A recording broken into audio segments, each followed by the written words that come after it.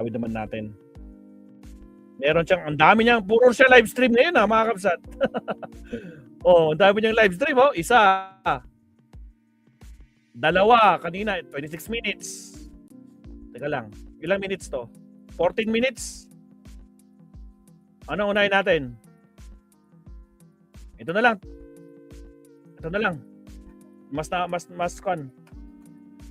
You the truth, to report, to react, and to make an appeal. First, sa mahal nating Panginoon, and second, sa ating Ako, mga sa kababayan. Panginoon na naman. First po, so let me narrate the facts to you, and let me tell you the truth. Magandang hapon po sa inyo Sasabihin lahat. na daw niya yung totoo, mga kakabsat. Really? First truth, hindi po magulo ang Senado. Hindi naman daw magulo ang Senado. So ano nangyari? Ulitin ko po, hindi po magulo ang Senado, ginugulo po ang Senado. Ay, Iba ginugulo po yung daw. magulo, iba po yung ginugulo. So it has been confirmed, mismo pong yung Sergeant at Arms na inappoint ni Senator Soto, former Senate President.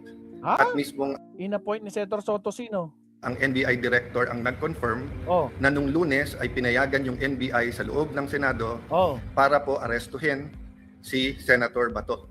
Tapos? Makikita nyo ang intention din po ay wag po siyang pabotohin. Yung po ang intention. Kung ang intention lang po ay arestuhin siya, pwedeng mahinahon na. Naniniwala kayo dito sa katotohanan ng sinasabi ni Cayetano, Absat? May naniniwala ba kay Cayetano? Press 1. Press 2 sa hindi. Paano ba naman kasi? Yung pangako niyang 10K hanggang ngayon walang nangyari. Hindi ito napatupad, Diyos ko Lord Rudy. Umakyat sa session hall, magpaalam at saka iserve ang warrant. So fact number 1, katotohanan number 1, nakakalat yung mga NBI sa Senado nung Monday para pigilan si Senator Bato na bumoto. Wow, nakakalat daw sa yung NBA sa Senado. Number 2, masasabi ko na pong fakto ngayon kasi po nagawa na namin. Fact number 2, hindi totoo po ang propaganda ng dating majority, ngayon na minority. Yung propaganda po ng mga dean of the law students, law schools. And I'm asking these deans to issue an apology. I issue an apology. Yung mga dean, mga attorney dean, Diyos ko Lord. Ang sad, naniwala po sila sa propaganda. Let me correct myself ha. Naniwala sila sa propaganda. Yung propaganda is ano to, nagda-damage control si Cayetano dito, Mavsat? that the new majority is here to stop the impeachment. We received the impeachment sa gitna ng kaguluhan Wednesday night. I signed the letter yesterday, sent it to the House of Representatives, na-receive na po nila. At nakalagay sa sulat na ayon po sa rules ng Senado, kasama sa order of business sa Monday. And kung walang magque-question ng rules, at sa aming caucus nag-agree walang magque-question ng rules, ng impeachment rules, sa hanay po ng majority o sa amin pong 13. Therefore, we can already convene as an impeachment court on Monday. Yun! So lahat po ng kinakalat nila, na ito po'y lahat na nagaganap para protektahan lang po ang isang tao. Hindi ba? Hindi ba? Tatanong lang, hindi ba? Hindi katotohanan. Hindi po kami magko-convict dahil lang po sa politika, hindi rin po kami mag-a-acquit dahil sa politika. Ay, tingnan natin. Tingnan natin kung magbabase kayo sa ebidensya. Magkakalaman tayo kung totoo yung sinasabi mo. Huwag ka masyadong maaga. Magkakalaman, lalo na sa dami ng ebidensya. Diyos ko Lord, ewan ko na lang. Impartial impeachment trial ang nasa konstitusyon. Pag ito, nagulat tayo, meron na naman nag-motion na i-dismiss, i-remand, kung ano man yung gusto niyo mangyari dyan, or archive, alam na this. Yun po ang balak naming gawin. So truth number 1, NBI ang lumusob at pumasok sa Senado at nakipaghabulan sa isang senador kahit pwedeng hintayin na lang sa session hall or sa office of the Senate. Ano daw? NBI ang lumusob sa Senado para makipaghabulan? Bakit? May hahabulin ba ang NBI pag walang tumakbong Bato de la Rosa? Ang linaw-linaw. Kalmado yung mga agent. 2 babae pa na NBI agent. Nilapitan si Bato. Senator, may warrant of arrest po kayo. Kami po mga NBI agent. Anong ginawa ni Bato? Tinulak niya yung mga agent. Tinakil niya. Tapos biglang takbo. Yun ba yun? Kung kusa na lang siya. Sige. Di ba? Anyari. Baliktad ang kwento ngayon. Diyos ko po, Lord Rudy. Sino pinagloloko mo? Sige, tuloy. President. Fact number 2, ginugulo Facts number 2 daw. nila kasi nasira yung kanilang narrative. So fact number 2, pwede nang mag-umpisa sa Monday ang impeachment trial. Ako may dapat lang, agad-agad. Huwag patatagalin. medyo nababahala kasi baka gamitin yung issue na to para maraming magsalita sa Monday. Tapos sa amin ibabalandra kung bakit may delay sa impeachment. Hindi Fact ba? number 3, inimbita ko sa opisina ko, sabi ko pwede pa siya magsama, pero pinili niyang mag-isang pumunta sa office. We had a number of senators there, and sinabi po ni NBI Director, he will follow the Senate and he will not arrest sa loob ng Senado. Tama. Hindi na nga inaresto, di ba? Pinagbigyan ka na ni NBI Director. Kasi nga sabi mo, proprotektahan niyo muna si Bato sa kanyang custody. Told him to submit the warrant para makita namin. Sabi niya nung Lunes, Tuesday niya isa-submit kasama ang sulat. Pinayagan namin iuwi niya yung 10 operatiba niya, agents niya, with the condition na ibibigay niya yung spot report. Hanggang kahapon po, hindi binibigay. Ang alam ko hanggang today, hindi binibigay. Pangatlo po, sabi niya, hindi siya kikilos, hindi niya pakikilusin ng NBI nang walang coordination sa amin.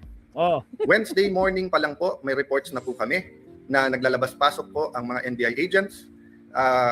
Naka-alert na po kami ng puro chismis. Asan ang facts? Facts ba yon? Wednesday.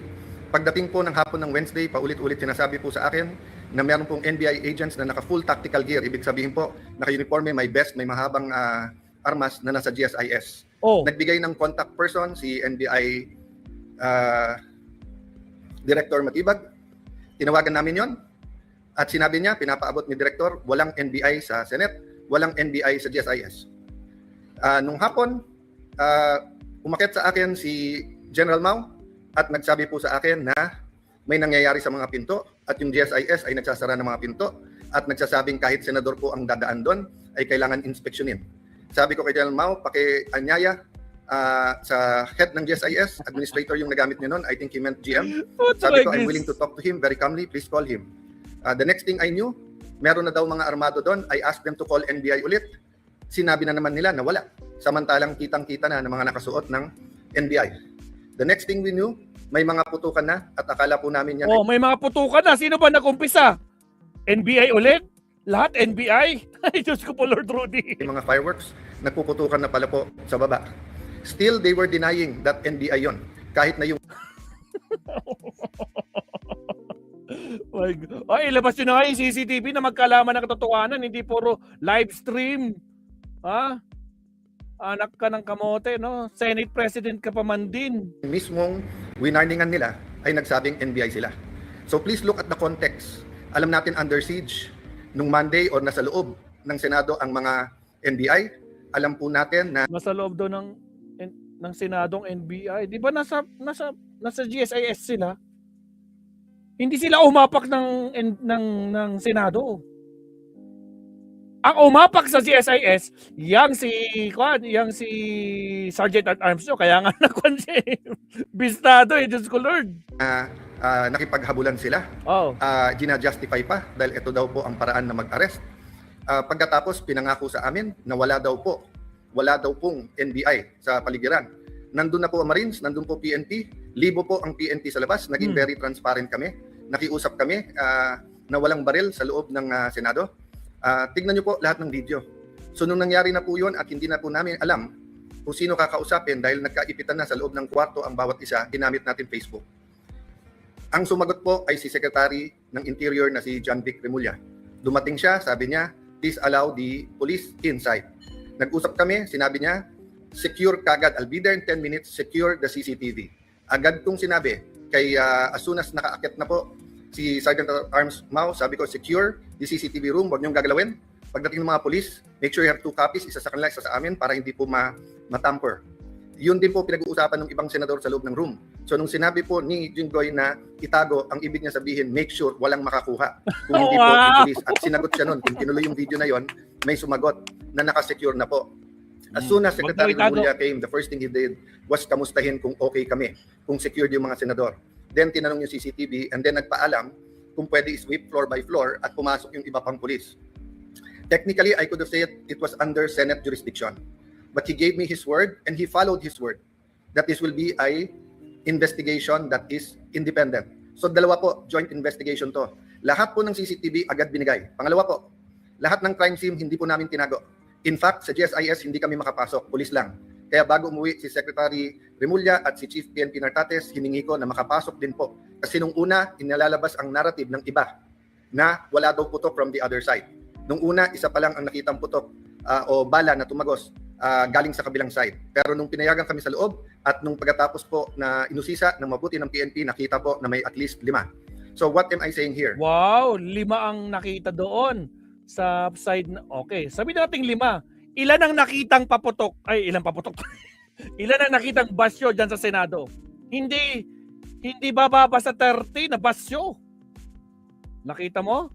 Di ba nagkasakasahan pa sila doon kasama ng mga naka-uniforme ng soldier? Ano ba yun? Mga Marines? Kahit yung si Sergeant at Arms, merong hawak na pakasakasa pa? Ilang basyo ang nakita nila dyan sa Senado? Tapos doon sa kabila, 5? Ay, nako po, alam na this. Diyos ko po, Lord Rudy. This is the results of the independent investigation so far. The President, and I thank him for calling, checking how we are, and assuring us that he told everyone to stand down, the military, the PNP, and the NBI. But I told him, sir, the NBI has been lying to us. Sabi niya, hindi, susunod sa kanya yung NBI. Sabi ko, sir, with all due respect, nandito naman si Sec John Vic, siya na mag-report sa'yo. So doon sa mga nagsasabing this is stage or whatever, di ba? We allowed every single transparency measure. We allowed the investigation. In fact, pagkakit namin ng 5th floor, kahit wala sa usapan, sabi po ni Secretary Remulla, ibaba ang mga armas ng USAA. I saw his wisdom para nga hindi magka-inkwentuhan, para hindi magkaroon ng miscommunication or hindi questionin ang intention ng bawat isa. Pinababa ko sa mga USAA yung mga armas. Sa 5th floor yon. We went to the 1st floor, nakita nyo naman yung press con. After the press con po, may nahuli na sinasabi niyang confidential assistant, confidential agent po siya. Confirm po yan at kinasuhan na po yan. At sinabi din po niya kung sino nagputos sa kanya na taga-NBI. It is about this time na nagsimula pa lang mag-iba ng narrative ang NBI. Biglang umamin na nandun at biglang may sulat daw na ang GSIS ay nag-request ng security. Kailanman po, wala sa history ng GSIS na NBI ang kanilang tatawagin. Parati po yung pulis. Ang NBI po ay hindi taga-secure. And even assuming for the sake of argument, may usapan na po kami ni Director Matibag na in the building, around the building, kasi pinangako niya sa akin walang checkpoint sa labas ng NBI. Samantalang nakita namin po yung video, NBI, pinabubuksan po yung mga kotse ng senador. This was on Monday. So sunod-sunod po ang kasinungalingan po ni NBI Director. I believe he's lying to the President. That is my personal belief. I believe he is giving him false narratives. Kasama po nila si Senator Trillanes nung Monday. Senator Trillanes has no personality to do that, but he is in coordination with many. Let me express my sadness, my regret. First time po na ganito nangyari sa Senate. Usually po, panahon mo lang. Nabangga lang, nauntog lang yung isang senador, nadapa. Nandyan na yung 24 to see how you are. Usually po, may threat pa lang sa Senate, pupunta na dyan lahat to see how.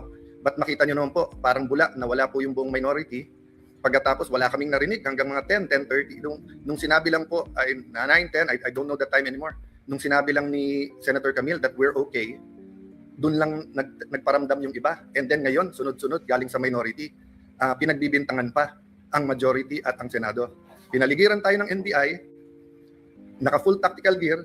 When we defended ourselves sa Senado, sasabihin nyo pa, nakakalungkot at magulo ang Senado. Nakakalungkot po because never nangyari to sa institusyon ng Senado. Even po yung mga kapatid natin sa kaliwa, sa progressive group, nandyan po ako nung Batasan 5, hindi natin pinayagan na arestuhin kayo dyan sa loob. Kasama ko pa ho si Senator Lacson noon na binisita kayo. Binigay namin ang moral support.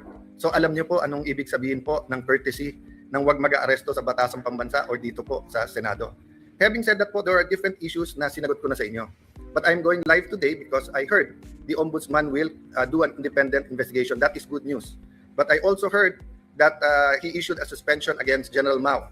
Assuming for the sake of argument that it is a valid suspension and the reason is a preventive suspension para hindi magulo yung investigation. Number one, there is a duty to inform us so that we can replace, so that we can make sure na safe ang Senado. Remember, the impeachment is going to start on Monday. So how can we secure and make sure matuloy at hindi na naman kami guluhin tapos kami na naman ang pagbibintangan. Number two, bakit po, and I like to honor and express, diba, that in my dealings with the Ombudsman, Boying Remulla, it has always been with respect. We many times disagree, but he, to me, had an open mind. We disagree in legal, but he listened. If he disagree, he disregards. If he agrees, so let me just appeal to the Ombudsman, suspend also the NBI director. Because he is... Suspend NBI director? Bakit? Nagpaputok si NBI director? Sino ba nagpaputok? Diyos ko po, Rudy. Ang nagpaputok doon, yung mga bata nyo. Ha? Di ba? Sabi mo nga, 5 nga lang yung basyo na nandun sa kabilang panig. Sa inyo, based sa report ng PNP, 30. Hindi bababa sa 30 na basyo ang nandun. Diyos ko, Lord Rudy. Ibang klase daw, maabsat. Pinapasuspend si Director Matibag, oh. Bakit? Kabado kayo, no? More a suspect than General Mao dito. We do not want to set a bad example in the independent investigation, and we do not want to put the Senate in harm's way. If we tell the OSAA, the Marines, the PNP who are all there, that pagka may armed men all around the Senate, we cannot defend ourselves. Sino po sa inyo, mga kababayan, pag may winorningan na kayo na wag na kayong lumapit sa bahay namin, lumapit sila naka full tactical gear at meron pong mahabang armas. Sino sa inyo hindi magve-verbal warning na umatras na kayo? At pag hindi po kayo umatras, sino sa inyo ang hindi magwa-warning? Iba yung kwento. Actually guys, kanina sa live natin, no, yung ating kung di ako nagkakamali nung second live natin kanina kahapon, pinakita ko na sa inyo yung video sa kabilang side, 'di ba? Hindi yata napanood ni Senate President Cayetano yun, mga kakabsat. Mukhang hindi siya updated, no? Hindi niya yata napapanood, no? Yung video na yon, kaya hindi niya alam pinagsasabi niya dito. Diyos ko po, Rudy. Shot. At ine-expect nyo kaya nga warning shot ay aalis at uuwi na sila. Pero ano po... Ha? Warning shot? Expect mo, uuwi na sila? Naka-duty sila dun sa GSIS? At saka in the first place, hindi dapat nag-warning shot sa loob. Ha? Hindi pwede mag-warning shot sa loob. Ay, wala na to. Wala na to, mga kapsat. Nagluloko na tayo dito kay Alan Cayetano. Putagis, tama na. Oh, tragis, Diyos ko, Lord Rudy. Alam ko, nabibwisit na kayo. Pagpasensya nyo na, kapsat. Huwag na natin tuloy kay Alan. Diyos ko, Lord. Oh, mag-last topic na tayo, kapsat, para makapag-dinner na tayo. Last, makapag-dinner tuloy. Makapagpahinga na tayo. Tapos na tayo nag-dinner. Diyos ko po, Lord Rudy. Last topic tayo. Diyos ko, Lord. Okay, countdown.